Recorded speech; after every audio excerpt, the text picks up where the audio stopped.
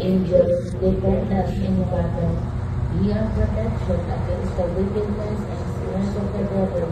May God rebuke him, we humbly pray, and do thou, O Prince of the heavenly host, with the power of God, thrust into the Satan, and all the evil spirits who wander through the world, seeking for the ruin of souls. Amen.